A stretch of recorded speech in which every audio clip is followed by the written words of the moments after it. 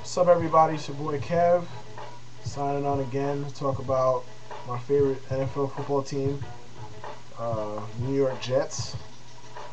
They started out all rosy, all nice and stuff with the Rex Ryan, with the new coach, the new quarterback, the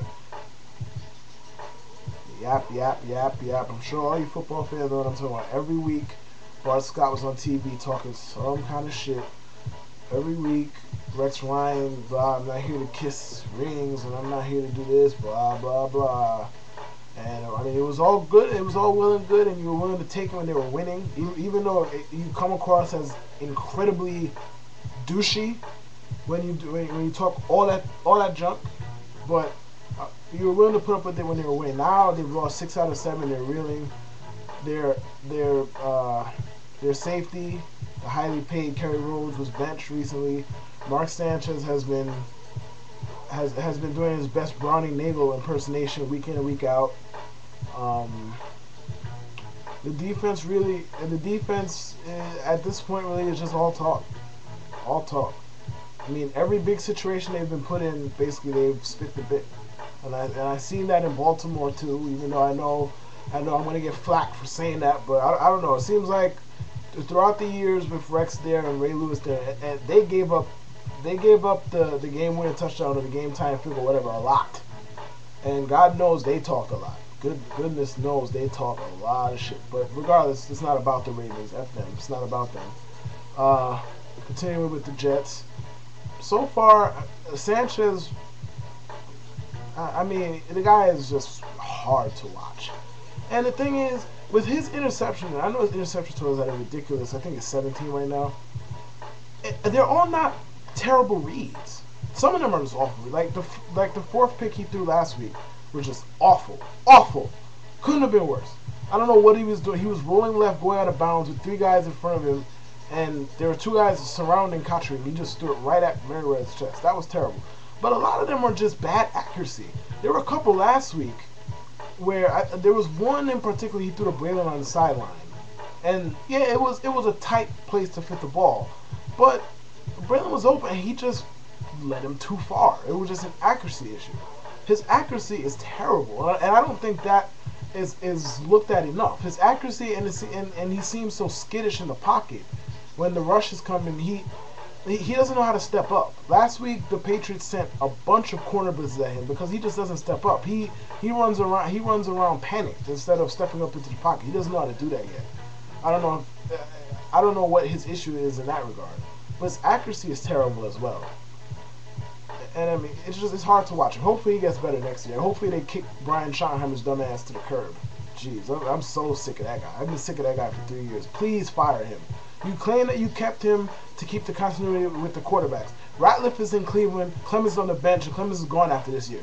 Kick Brian Schottenheimer's ass to the curb, please. As far as the rest of the team, I mean, Rex is a rookie coach. I'm not really gonna talk much about him. I just don't like the yap business.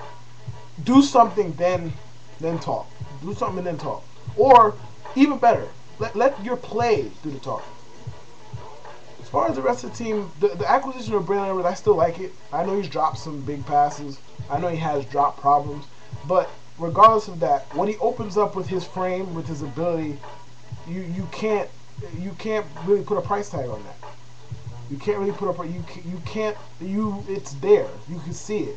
The guy has immense ability.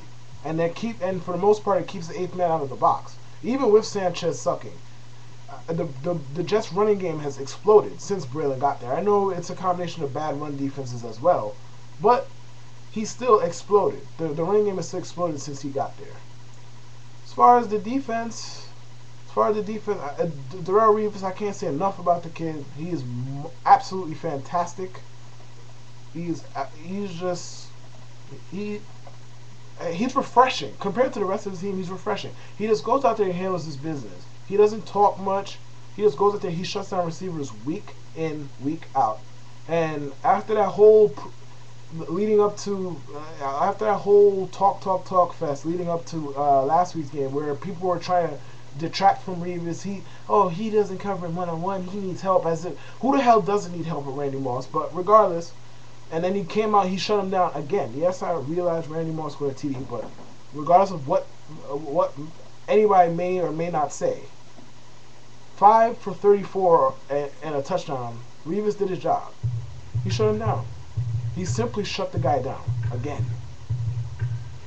Kerry Rhodes, I think honestly, I've been a defender, and I admit I was drinking the Rhodes Kool-Aid after 06 and 07, where he put together 2 ridiculously good seasons.